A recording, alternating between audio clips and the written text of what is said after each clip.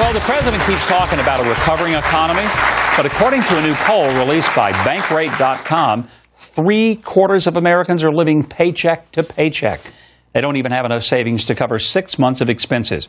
Now, the same survey says that more than 27% have no savings at all. The president this week says, well, we got to work on climate change that most people believe will cost a lot of Americans jobs. Is this the right time to be costing Americans jobs? Is this the right time to be focusing on climate change, I think, is the question. Well, that's a good question, sure. Well, look, I think focusing on climate change is important and is going to be expensive. You know what's going to be more expensive? Retrofitting everybody on the East Coast with gills in 100 years so we can breathe underwater, right? Like, at some point, climate change is going to be amazingly expensive, and I do think we have to address that at some point. In terms of the economic figures that you pointed out with the Americans living paycheck to paycheck, I think that's really sad.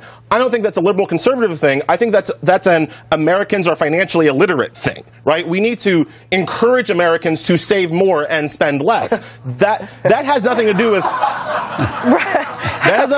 liberals and conservatives. I think that has to do with our basic financial literacy as a country. All right, Tara, you were saying lead by example. You're talking about the government spending, maybe? Yeah, of course. I mean, how dare you lecture us, okay, about saving and being prudent with our finances when this president, this government, even Republicans too under Bush, but this president has been unbelievable spending everybody else's money. We're $17 trillion in debt, and we've got a president that's on a $100 million vacation basically in Africa, and you're asking the American people to tighten their belts and they should save? No. How about we have the government do their job, which is back off small businesses, stop taxing people to death, stop trying to create an environment of jealousy when people are successful, which is what the American dream is about, and then punishing them for it, and then having people be jealous of their neighbors if they do so. That's what this president is doing.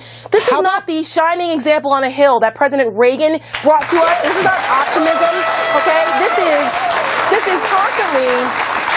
This president constantly puts this country down. Your iPhone 4 could be just good enough, and you don't need the iPhone 5, and you could put some money in the bank. Like, that's something we could do too, right? So I understand that it's fashionable and it's fun to blame the government for. I understand that it's fashionable and it's fun to blame the government for all of our ills, but when you talk about Americans living paycheck to paycheck to paycheck and not saving, that's a long-term structural problem with the way that we spend in this country, more than just a blame Obama problem, right? No, I think, let me just say this. It is, but government policies have allowed people to be irresponsible. They bail people out who don't pay their mortgages, but the people who do pay their mortgages, they don't get those kinds of breaks. I think it's been an environment, it's been an entitlement type of mentality that progressives have brought into this country that allow people to be irresponsible and make those decisions with no consequence. I agree.